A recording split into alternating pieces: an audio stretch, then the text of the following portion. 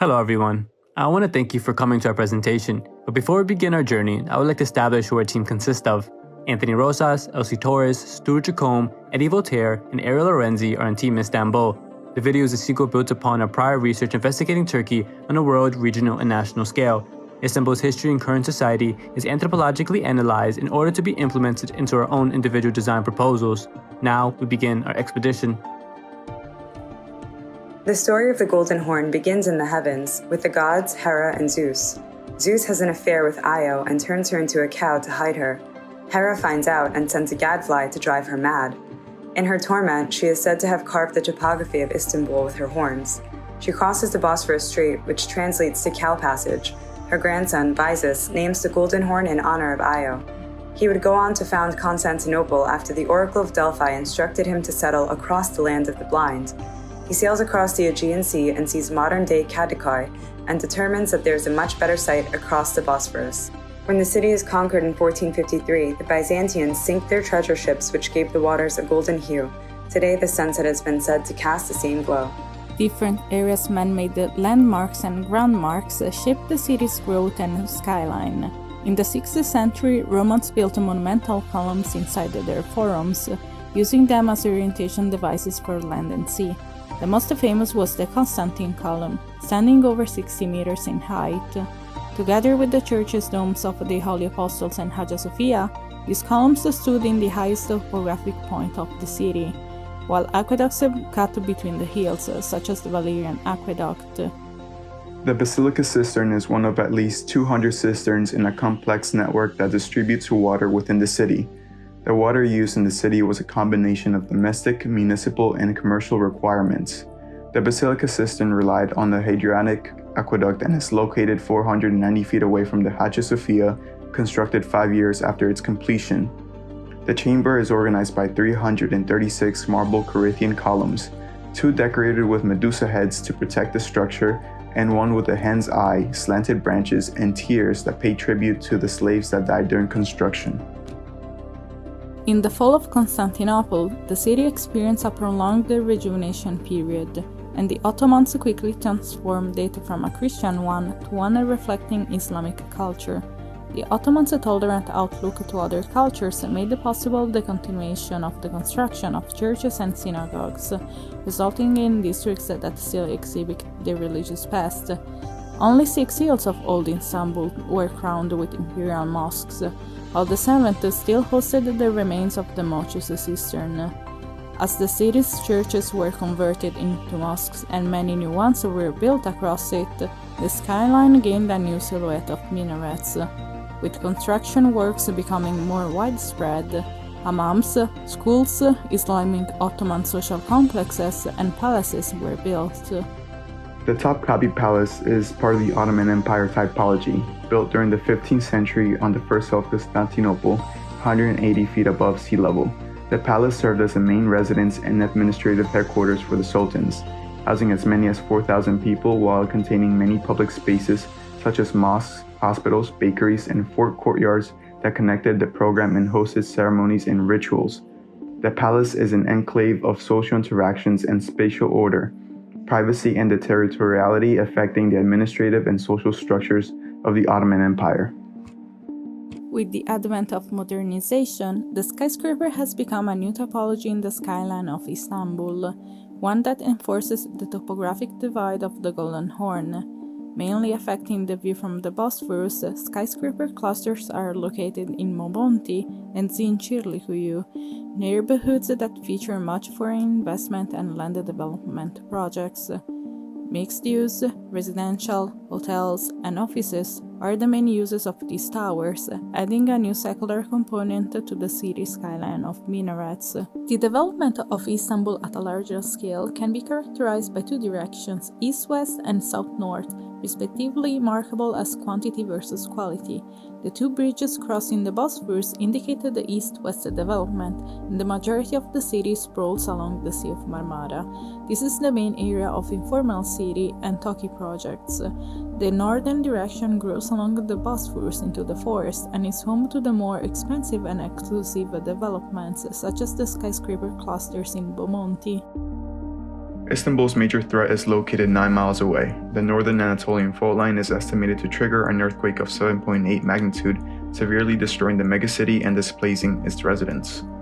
The earthquake is projected to destroy 50,000 buildings, shutting down 30% of the roads, reaching $14 billion in damages, and triggering liquefaction along the southern coast. The municipality has expressed the importance of earthquake preparedness in reinforcing buildings that are not built adequately. The underdeveloped areas don't meet social, humanitarian needs, and social infrastructure is often inaccessible. The roads produced by physical patterns of the landscape don't have the capacity for traffic, creating massive congestions in the city. Insufficient infrastructure is another form of stress during flash flooding. The transformation of mobility nodes is desperately needed, with supplementary pedestrianized streets that integrate an efficient waste management system. The effects of urbanization in Istanbul highlight socioeconomic inequalities and insufficient infrastructure.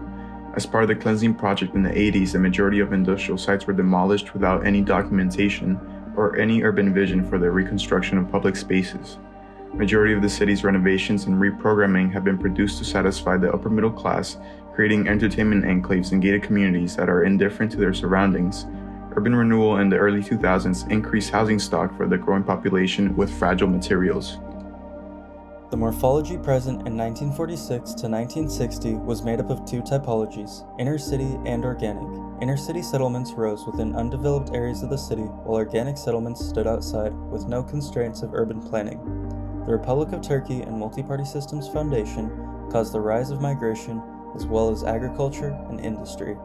Employers pushed for the construction of geke condos, while laws were passed to redevelop these areas as cooperative and subsidized housing. The morphology present from 1960 to 1980 created urban sprawl with a common typology, rational. Rational settlements were created by collective groups of migrants leaving the city but taking the idea of the city grid. The 1960 coup, along with continued urban development and an imbalance of migrants to available jobs, caused urban sprawl due to the fear of the controlled city with no financial opportunities and the appeal of the free countryside. A constitutional revision allowing migrants to buy property at a low market value helped slow the sprawl. The current morphology from 1980 to 2021 creates two new typologies, gated and toki. Gated communities are developed by private developers, while toki is developed by the government's Mass Housing Development Administration, both with the requirement of providing earthquake-resistant construction. Both programs subdivided the informal property for future developments of cooperative and subsidized housing. The 1980 coup caused migration outside of the city, however, due to the dwindling resources in the countryside, pressure points were created on the outskirts of the city. The construction of Istanbul began in 667 BC in the Kadıköy district within Asia. In 1330, Constantine conquered Byzantium, establishing Constantinople and the Golden Horn, the faith district in Europe. Soganzi district was the final neighborhood to be established in 2009, while the Bagasar district contains the highest population. The lack of city planning and urban growth fostered condos along the borders of the city, housing foreign immigrants. Informal homes, settlements, and vacant areas are scattered throughout Istanbul's 39 districts, generating spaces of social friction. District boundaries create opportunities to analyze transitional terrain in order to establish productive primary communal nodes of passage. Abiotic, biotic, and microecosystems are contextually identified to assist the well-being of the adjacent districts and the entirety of Istanbul. Social separation, soil degradation, water contamination, and fauna deterioration occur within these areas, supporting the need to redevelop these regions influence to the neighborhood's deficiencies. Istanbul's topography reinforces the difficulty to develop these areas. However, the dynamic elevations are opportunities for social enhancements. Topography has played a key role in articulating the development of the city landmarks. The Ottoman mosques crown the hills of old Istanbul, while the historic walls follow the valleys between them. It is outside of these walls that informal settlements were built, and as the city kept expanding, the periphery of the city moved further inland. This means that the majority of the built-up area in Istanbul has informal origins. However, today we see many of its signs only outside of the Theodosian walls. The walls of old Istanbul dictate the future developments around them even after their physical disappearance, such as the Constantine walls. The districts separated by it have major landmarks that have influenced the enclave's typology surrounding them. These are the ex-site of the Mochus Cistern, now a park in Serimini, and the religious education education complex in Aseki. Around the park, we see many residential buildings, but also signs such as changing pavement material or recreational infrastructure point to a family-oriented site. Instead, the presence of Diyanet signs and multiple barriers walling off the educational complex let us understand the private and religious quality of the space in Aseki.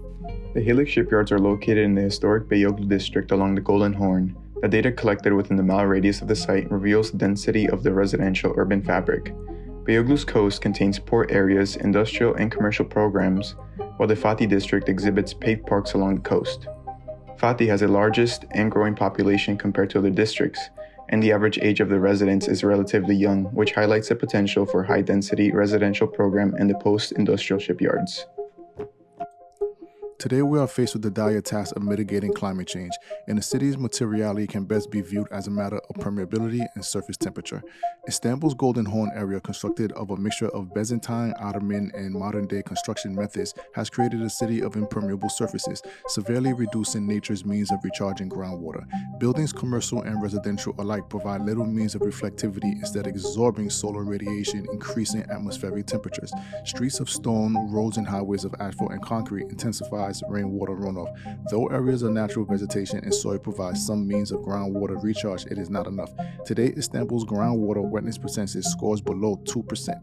Together with the topography of Istanbul, transportation arteries form impermeable and bounding armatures along the Golden Horn. In Fenerbahçe, armatures are driven by the hills of old Istanbul, its environment showcasing overwhelmingly impermeable materials such as stone pavers and ceramic tiles. The Halik Bridge is an additional paved boundary that fragments the already scarce parks near the waterfront.